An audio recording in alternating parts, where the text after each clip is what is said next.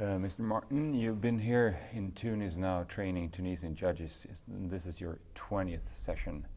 Right. If you compare these sessions and the time you can overlook, what changes do you see, and what kind of things keeps coming back? Well,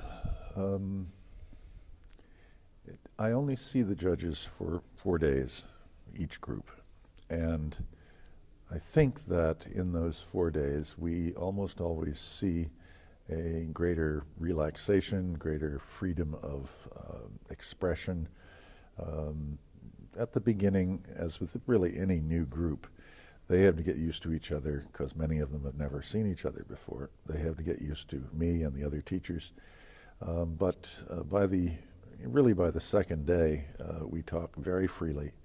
The purpose, to my way of thinking, the purpose of all of this is to increase the self-confidence, one might even say the courage of the judges.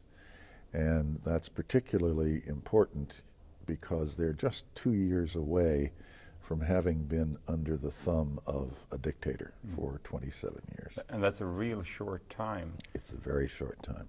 Yesterday we had a discussion, or the group had a discussion on before and after.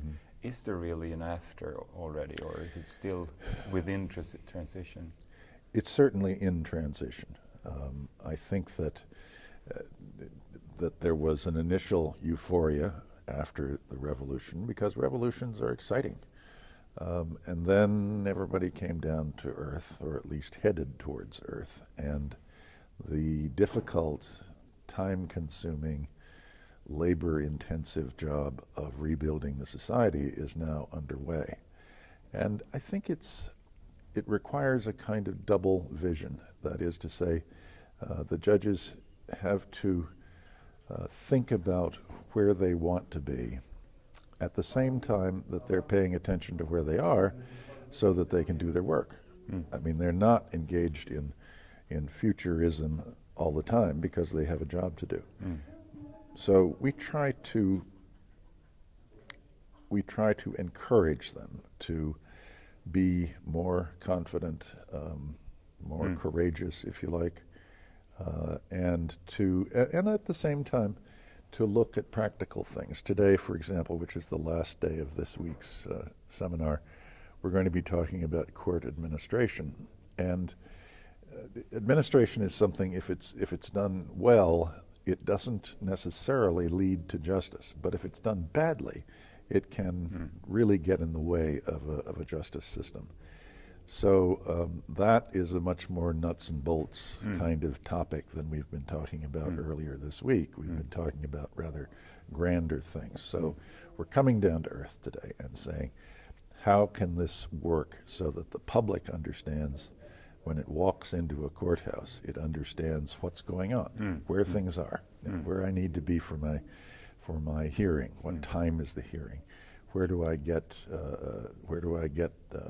information about filing a case, and so on. And at the same time, not just the public, but the judges themselves need to work on ways that they can be more efficient for their own benefit as well as for the public. If there are ways they can streamline their work or assign work to what we call the lowest competent level, somebody who can do a job that the judges in many cases now do, but they shouldn't, because their expertise is in judging, not in paperwork.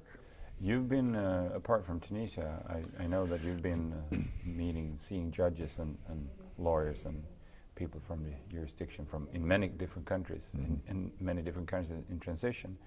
If you compare the Tunisian judges with other countries' judges, what are the similarities? What are the things that always pop up, and are there things that are specific for Tunisia that you haven't seen anywhere else? Let me start with the things that always come up. It is very characteristic of countries that are in this transition that the judges have been under considerable amount of pressure, domination, in fact, and so has the press. So now things have changed, and the judges are no longer being bossed by the politicians, and the press is no longer being bossed by the politicians, and everybody's feeling a little bit snappy, you know, after the revolution, and government institutions come in for great criticism, and that includes the judges. Well, the judges don't like that. They're not used to being criticized, and they resent it. They want the journalists to do a better job, but of course just wishing for it doesn't make that happen. And we spent yesterday, as we do each time, talking about how judges can use the media as maybe not as support or advocate, but at least a way of introducing the country to how the justice system works, rather than being at loggerheads with the media. So that's a very common theme. Another one is, how do you balance independence and accountability in a democratic society? Because people fall in love with the idea of independence, particularly if it's been a long time since they had any. And they may never have had it. They may always have been subject to a dictator or politicians. And so when they have the first whiff of independence, you know, it's kind of heady, it's exciting.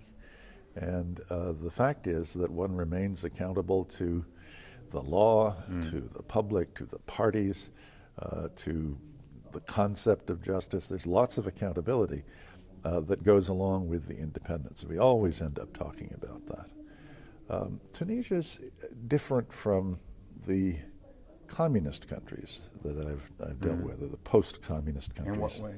Well, because it had not a communist method of government, but a dictatorship, heavily capitalist. In fact, one could say that the dictator was an excellent capitalist, particularly when it came to his own wealth and his family's wealth. And so, and the other thing is that before the time of that dictator, Tunisia had a long period of Republican government and democratic ideals. So within the cultural memory here, there is a strong sense of how society can run.